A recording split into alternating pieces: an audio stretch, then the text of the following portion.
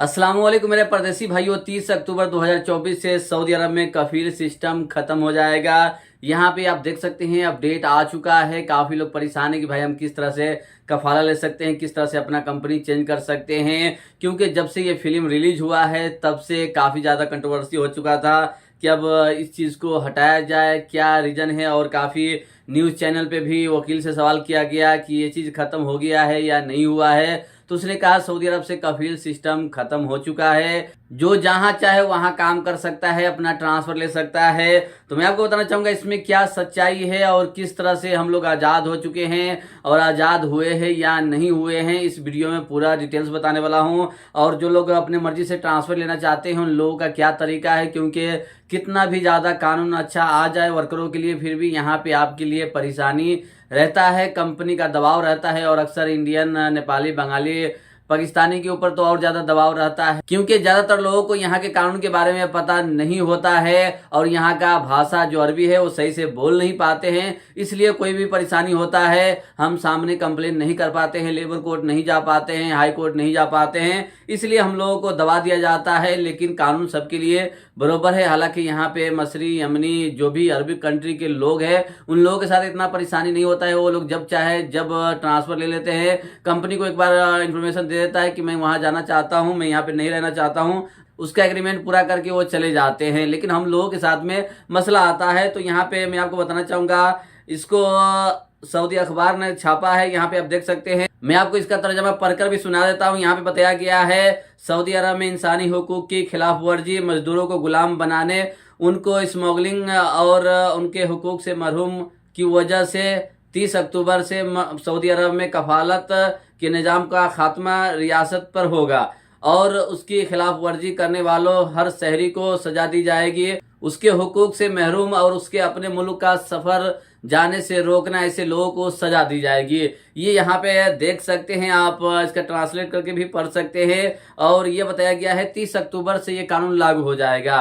तो मैं आपको बताना चाहूंगा ये कानून पहले से भी है और अभी भी अगर सख्ती किया जा रहा है, अपडेट दिया जा रहा है तो और अच्छी बात है। हालांकि इसका कानून पहले से है, जो भी कंपनी आपका पासपोर्ट रख लेता है और आपको कहीं जाने का इजाजत नहीं देता है तो ऐसे कंपनी के खिलाफ आप लेबर कोर्ट में केस कर सकते हैं, या आप किसी कफील के पास रहते हैं और आपका पासपोर्ट जब्त कर लेता है तो आप इनके खिलाफ केस भी कर सकते हैं, क्योंकि एकामा और पासपोर्ट आपके पास होना चाहिए। काफी बार ऐसा होता है कि कंपनी एकामा बना देती है लेकिन एकामा उनको नहीं देता है, तो आप डायरेक्ट अपने अफसर का इस्तेमाल करके उसमें एकामा डिजिटल एक्टिवेट कर सकते हैं और आसानी से उसका इस्तेमाल करके बाहर घूम सकते हैं। लेकिन ये चीज रखने का अलाउ नहीं होता है कंपनियों को। लेकिन यहाँ पे ये बताया जाता है कि कफालत सिस्टम को खत्म कर दिया गया है पहले से, तो कि जो लोग भी यहाँ पे आते थे वो कहीं कफालत नहीं ले सकते थे अपने मर्जी से। जब तक कंपनी का मर्जी नहीं होता था आप कहीं जा नहीं सकते हैं। लेकिन अभी जो कानून है आप अपने मर्जी से ट्रांसफर ले सकते हैं।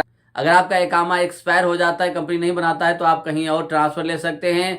या आपको 3 महीने तक सैलरी नहीं मिलता है, फुल सैलरी आपके अकाउंट में नहीं आता है 3 महीने तक, तो आप लेबर कोर्ट में कंप्लेन करके आप ट्रांसफर ले सकते हैं किसी और के यहाँ। और ये भी बताया गया है कि आपको कोई कंपनी, कफील या मुदीर कोई परेशान करता है तो उनके खिलाफ भी कार्रवाई कर सकते हैं, लेबर कोर्ट में केस कर सकते हैं। अगर वहां पे नहीं सुनता है तो आप हाई कोर्ट जा सकते हैं। ये कानून पहले से है। पहले ये था कि आपका एकामा भी एक्सपायर हो गया, आपके ऊपर हुरूफ भी लग गया, फिर भी आप ट्रांसफर नहीं ले सकते हैं। लेकिन अब आपके ऊपर हुरूफ भी लगा देता है कंपनी, तो 60 दिन का टाइम मिलता है।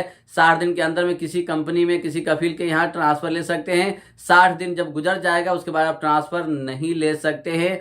और जिन लोगों का पुराना हुरूफ है, 3 साल पहले का हुरूफ है, वो लोग भी ट्रांसफर ले सकते हैं। पहले जिनका हुरूफ लग गया है वो लोग ट्रांसफर ले सकते हैं। लेकिन नया हुरूफ लगता है, यानी 2 साल के अंदर में हुरूफ लगा है और आपका हुरूफ एक्सपायर हो गया है, 60 दिन से ज्यादा हो गया है, तो फिर आपका ट्रांसफर नहीं होता है। तो मैं आपको बताना चाहूंगा इस फिल्म की वजह से काफी लोग अफवाह भी फैला रहे हैं और इस तरह का फोटो भी अपलोड कर रहे हैं कि यहाँ के कफील अब सही हो गए हैं, सब के सब सिस्टम में आ गए हैं, यहाँ की गवर्नमेंट ने नया कानून लागू कर दिया है। तो ऐसा कुछ नहीं है। और ये भी बताया गया है कि हुरूफ सबका कैंसिल हो गया है, तो हुरूफ कैंसिल नहीं होगा मेरे भाई। आपके ऊपर हुरूफ है तो आपके ऊपर हुरूफ रहेगा।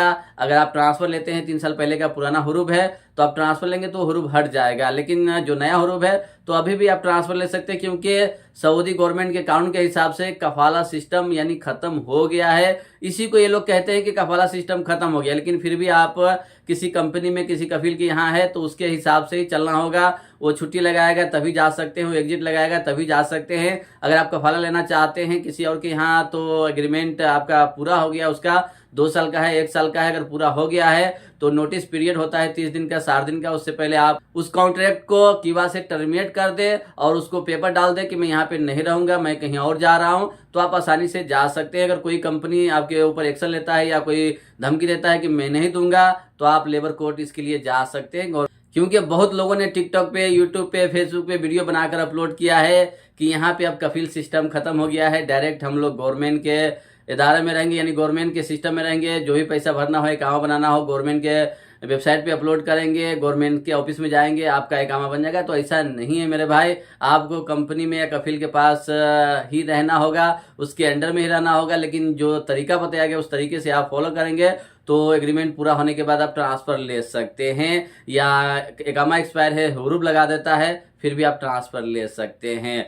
और आपके ऊपर अगर केस कर देता है तो फौरन आप उनके ऊपर भी केस करें, क्योंकि आप चोरी नहीं किए फिर भी आपके ऊपर केस किया है तो ये मसला हो जाता है। तो आप उनके खिलाफ भी केस करें कि मुझ पे झूठा इल्जाम लगाया गया है, और उस केस को वहीं पे क्लियर कर ले तो बेहतर होगा। नहीं तो बाद में आपके लिए परेशानी बन सकती है, क्योंकि काफी लोग यहाँ पे फंस गए हैं और वो भाग जाते हैं तो कंपनी उनके ऊपर केस कर देती है और वो नहीं जा पाते, उनका सफर बैन कर दिया जाता है। और काफी लोग अभी भी परेशान हैं। तो जिस टाइम में आपके ऊपर केस होता है तो आप उनके ऊपर भी केस करें कि ये झूठा इल्जाम लगा रहा है और मैं ऐसा नहीं हूं। तो जो लोग भी अफवाह फैला रहे थे तो ये सही नहीं है, और आप लोग सही से रहे, जहाँ पे काम करने के लिए आते हैं काम करें। अगर गलत जगह पे फंस जाते हैं आकर तो अपने एमबीसी में जाए, एमबीसी से बात करें, या जो भेजा है, जो एजेंट हो, दलाल हो, मेन पावर हो, उनके ऊपर केस करें अपने घर वालों को बोलकर, आपका काम जल्दी हो जाएगा। क्योंकि अगर आप फंस जाएंगे 2 साल हो 3 साल रहेंगे, आपका टाइम बर्बाद हो जाएगा।